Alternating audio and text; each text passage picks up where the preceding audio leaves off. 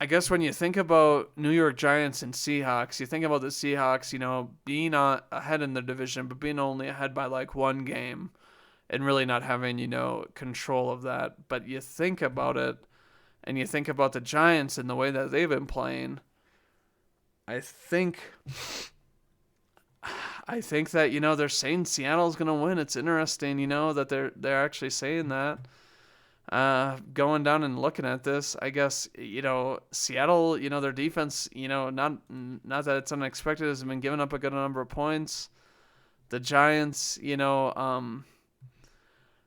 been playing, very sound defensively, and but their offense obviously has been really, really banged up this year. They just traded Kadarius Toney, who I hadn't played at all, uh, this year, and then must have came off of injury, and they decided that they were going to let him loose, so they traded Kadarius Toney. Um, Total yards is really balanced. Their yards rushing is a lot more, and yards allowed for Seattle for rushing is quite a lot. 150 is really not that good, but the Giants have a very good stout, pass defense. Very, very good, pass rush. And it's odd, like it's coming from, unknown sources. I'm gonna go and check right now, I guess, what the injury report is for the Giants. I think that, yeah, they still have. Kadarius Toney they still list on here, but he's traded. They don't have. There's a cornerback out. There's a guard out. Kenny Galladay is still out. A tackle, but it looks like they have a linebacker. Zemine's out. I probably butchered that name. And then they have a safety that is questionable. Leonard Williams is still questionable, which I guess is good. But is their depth chart looking better? I guess I really need to go look this up now because, like, I know they had a lot more.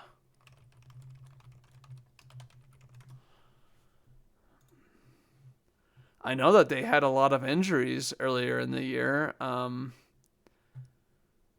Ojolari, I guess, is still out, kind of bad. Dexter Lawrence, I will say, is playing out of his mind. A third-year player, I'm pretty sure, third or fourth year. Very young still, but Dexter Lawrence is carrying this defensive line, sorry. But I do think, looking at their defense, there is still a good amount of guys on injured reserve, but Kayvon Thibodeau, I'm pretty sure was injured. I'm pretty sure he was injured earlier in the year, and obviously, picked this year. It's like they expected this guy to be an immediate, player. Oh, obviously, he hasn't been playing. Like looking at this, only 10 solo tackles, one forced fumble, and limited playing time, and one sack. But I guess they're probably expecting a lot from, more from him, a sack in Baltimore and that sort of thing. And it's, yeah, to me, it's kind of, I like what the Giants have been doing this year. And I think that Kayvon Thibodeau being fully healthy is huge. I think that this defense, is still looking banged up, but they have found ways to get it done. Xavier McKinney's, very good young safety that they have. Jalen Smith, has been playing honestly out of his mind, I feel like. And, just a very good defensive unit that plays well together, which is almost the most important thing on defense is chemistry and being able to adapt. But I still think that, looking at the offense, I think that, Daniel Jones has kind of found that, Darius Slayton was an unknown. That's, obviously their first wide receiver. But it's like they've had, guys that it's like are contributing very well. I guess two linemen out is not very good, but Daniel Jones, I think, is a tougher guy. And they've been running it very well with Saquon, who's been able to stay healthy this year, has a resurgence in his career. And I guess looking at this game with the Seahawks, I think that Saquon can have a heyday against. It can have a heyday. I mean, looking at this, 150 yards allowed rushing, and then you talk about, the Giants. They're going to be able to milk the clock. And the Giants have been very, very good in their last, 5 games, beating teams. I mean, Baltimore obviously was a close game, a good team there. I know that the game in, Green Bay, was really like surprising, but it's like, they barely lost to Dallas, which is, I mean, kind of surprising to me that they lost to Dallas. But maybe it was a wake-up call that they shouldn't even be losing games and that sort of thing, because they've been playing, bouncing back, with, a slew of victories.